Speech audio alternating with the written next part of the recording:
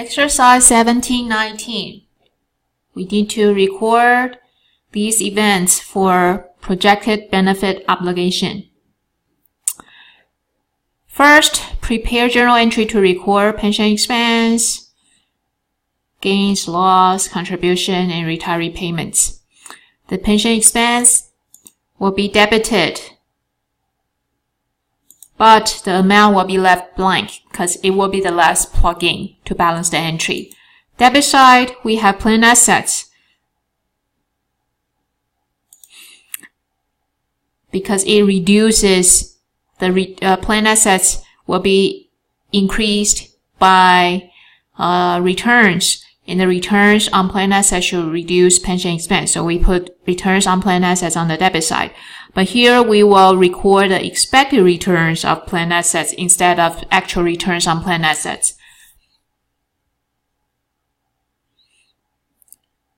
Here actual returns is 40, but expected return is 45. So we will take 45 to reduce pension expense. Do we have other debit items for pension expense? Let's look.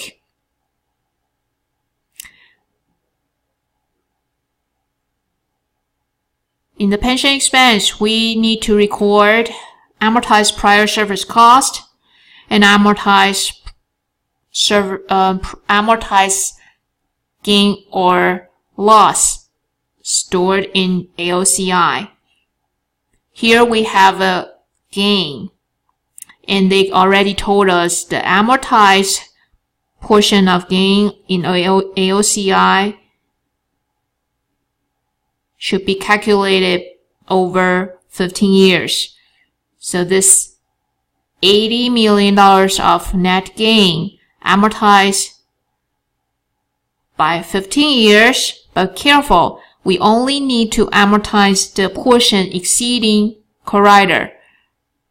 Here, corridor is calculated by the higher of 10% of plan assets, so 50, or 10% of PBO, 48. Which one is higher? 50 is obviously higher than 48.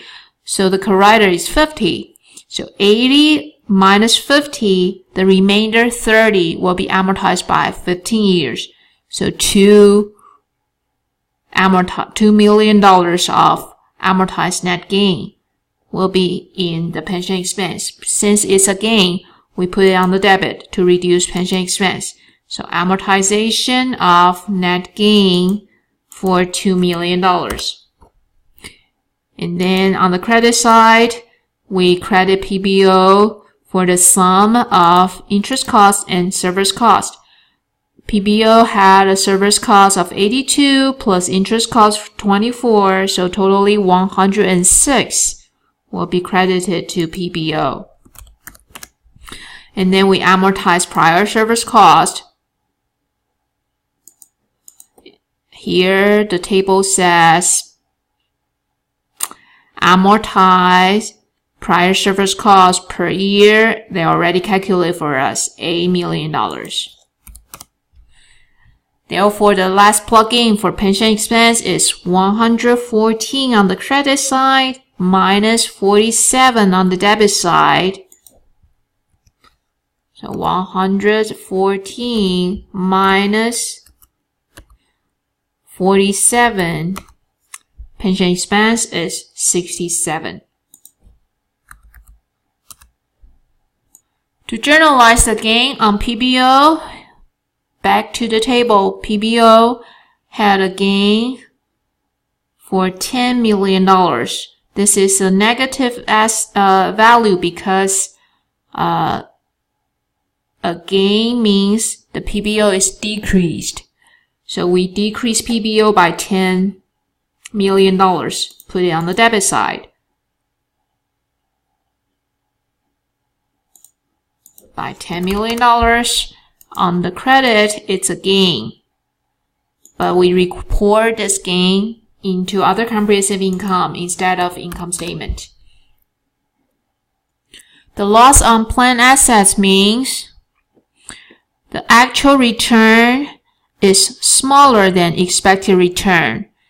So the difference of $5 million is a loss. We put loss on the debit side, but we record it onto other comprehensive income. We do not record it into net income. To decrease planned assets, we put planned assets on the credit. The difference between actual returns and expected return is $5 million.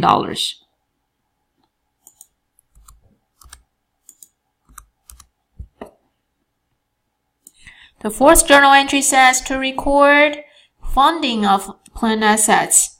Funding means the employer deposits cash into the plan. They deposited $70 million. So planned assets is increased. We put it on the debit side. And cash is paid into the pension fund. So we credit cash for the contribution, $70 million.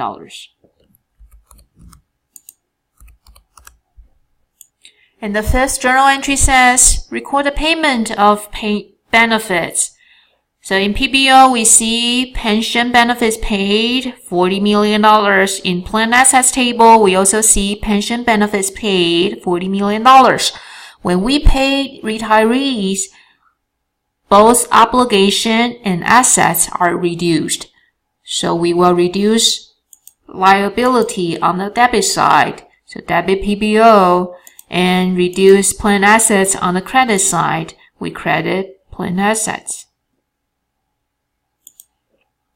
by the amount $40 million.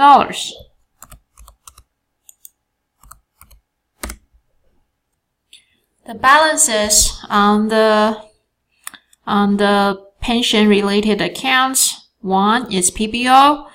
The liability will be at the end here. PBO at the end of the year, 536. So simply put that ending number into this box. And then the ending balance of planned assets here, they already calculate for us, 570. The net gain on AOCI, that takes a little calculation. The AOCI gain or loss account at the beginning of the year is 80. Okay. So AOCI account for the gain or losses. Okay, AOCI account is an equity account. So it increases on the credit side and decreases on the debit side. Net gain AOCI at the beginning of the year is 80. So we start with 80 on the credit side. And in the pension expense journal entry, we amortize $2 million of it. 80 is exceeding the corridor. Corridor is 50. So the remaining is 30. 30 divided by 15. Each year we amortize $2 million. So debit 2. And then in the PBO, during the year, there is a new gain of $10 million recorded into other comprehensive income, which will flow into AOCI. So that's an increase of $10 million.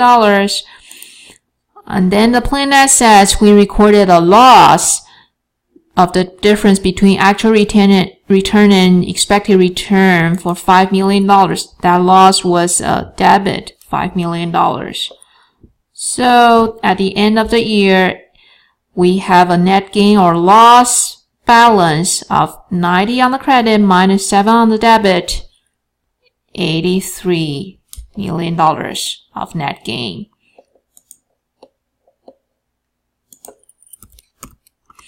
And then the prior service cost is also an item in AOCI.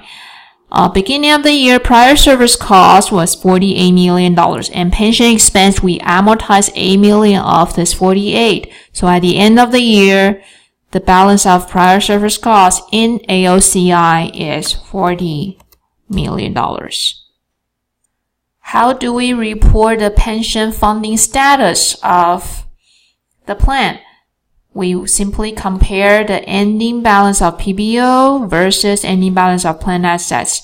PBO here is 536. Plan assets at the end of the year is 570. So plan asset is higher than plan obligation by $34 million. Then on the balance sheet, we will report in the asset section, and the name will be called net pension asset by $34 million.